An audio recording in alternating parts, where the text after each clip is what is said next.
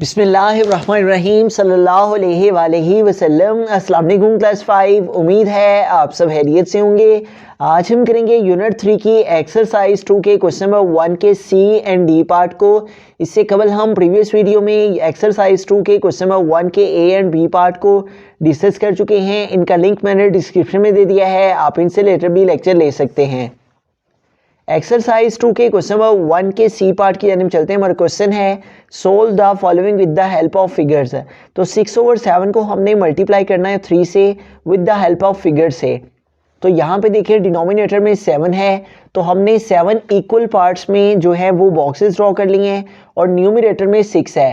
तो ये टोटल 7 है और 6 को हमें इनमें से शेड करना है। तो इसमें से टोटल 7 है तो 6 को हम शेड कर लेंगे।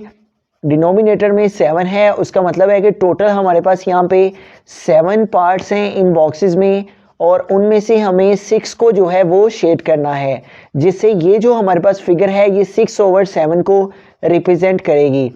तो यहाँ पे देखिए हमने 1 2 3 4 5 एंड 6 है, यहाँ तक जो है वो हमने 6 तक इनको शेड कर लिया। अब ये जो फिगर है ये रिप्रेजेंट कर रही है 6/7 को। इसको हमने मल्टीप्लाई करना है 3 के साथ।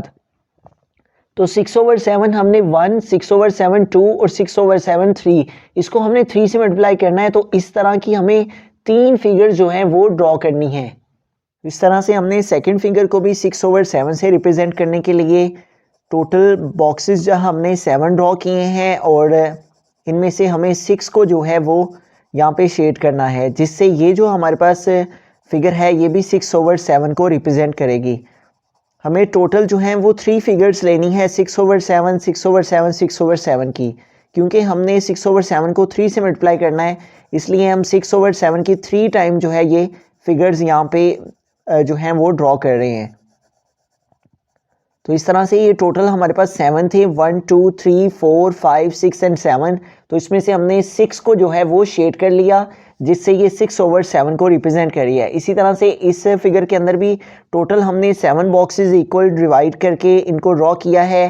तो इनमें से 6 को हमने शेड कर लेना है। 1 2 3 4 5 6 एंड 7, टोटल 7 है, तो इसमें से हमें 6 को जो है वो शेड करना है।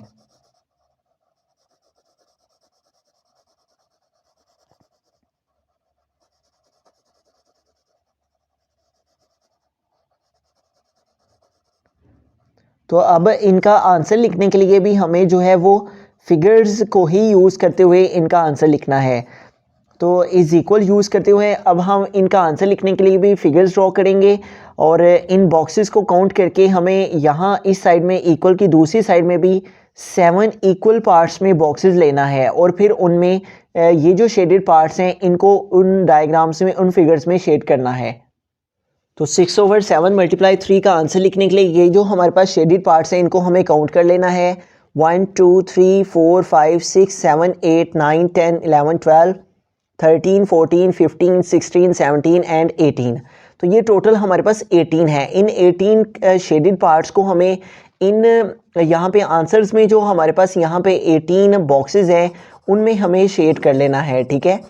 तो 7 हमारे इसके अंदर शेड हो गए, क्योंकि ये टोटल हमने 7 यहाँ पे फिगर्स में बॉक्सेस इक्वली डिवाइड किए हैं और इसके अलावा हमारे पास यहाँ पे 7 है, तो 7 और 7 14, ठीक है। टोटल हमें 18 जो है 6 6 और 12 और 6 18, टोटल हमें 18 बॉक्सेस के अंदर जो है वो शेड करना है आंसर में। तो इस तरह से 7 और 7 यहाँ पे हमारे पास 14 के अंदर शेडेड हो गया और 4 के अंदर हमें मज़ीद करना है 1 2 3 एंड 4। तो इस तरह से हमने टोटल 18 शेडेड बॉक्सेस थे, इनको हमें आंसर्स में यहाँ पे 18 बॉक्सेस में हमने शेड कर लिया। 7 और 7 14 15 16 17 एंड 18।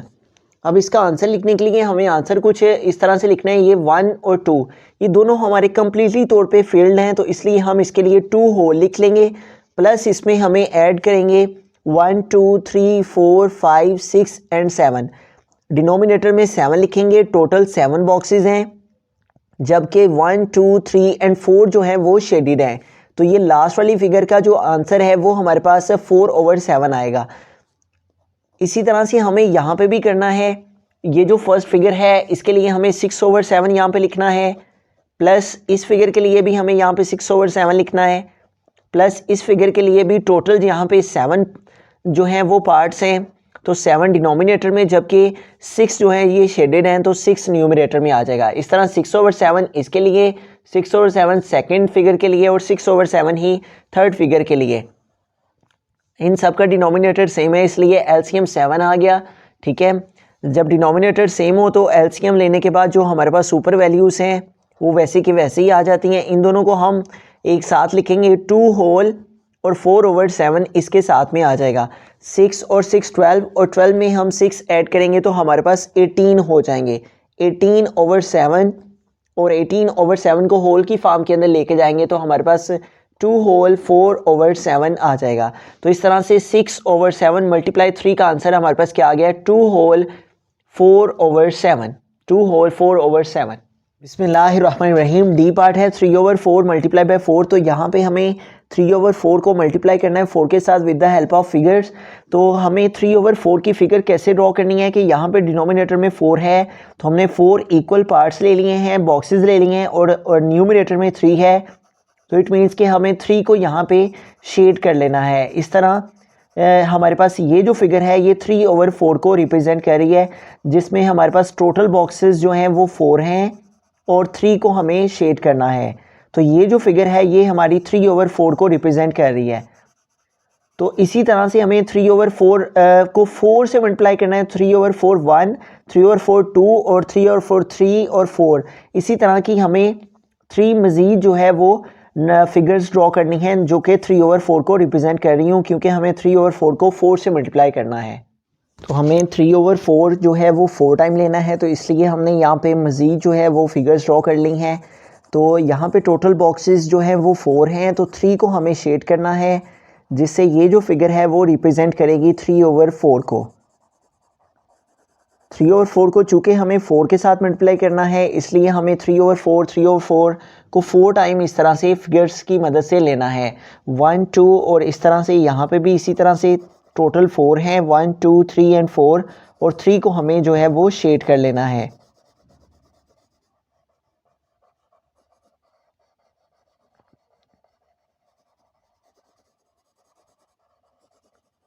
इसी तरह से हमें लास्ट में फोर्थ जो फिगर है इसको भी 3/4 से रिप्रेजेंट करने के लिए टोटल बॉक्सेस जो हैं वो 4 हैं और 3 को हमें जो है वो शेड कर लेना है, जिससे फिगर जो है वो 3/4 को रिप्रेजेंट करेगी।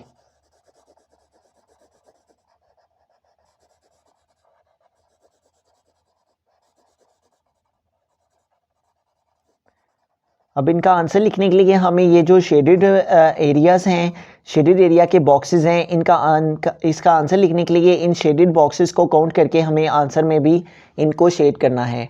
तो 3/4 मल्टीप्लाई 4 का आंसर लिखने के लिए हम ये जो शेडेड बॉक्सेस हैं इनको काउंट कर लेते हैं। 1 2 3 4 5 6 7 8 9 10 11 एंड 12। तो हमें आंसर में भी 12 जो पार्ट्स हैं उनको शेड कर लेना है। 1 2 3 4 5 6 7 8 9 10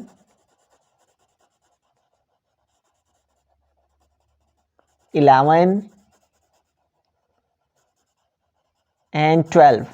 तो इस तरह से चूँकि इस तरफ हमारे पास यहाँ पे क्वेश्चन के अंदर 1 2 3 और 3 4 12 जो शेडेड पार्ट्स थे, तो हमने 12 शेडेड पार्ट्स ही आंसर में जो है उनको रिप्रेजेंट करना था। तो इस तरह ये सारे के सारे कम्प्लीटली तौर पे फिल्ड हो गए हैं, तो इसलिए हमारे पास 1 2 और 3, इसका आंसर 3 होल जो है ये आ जाएगा कि 3 के 3 ही जो हमारे पास फिगर्स हैं वो फुली शेडेड हैं, तो आंसर में हम 3 लिख लेंगे।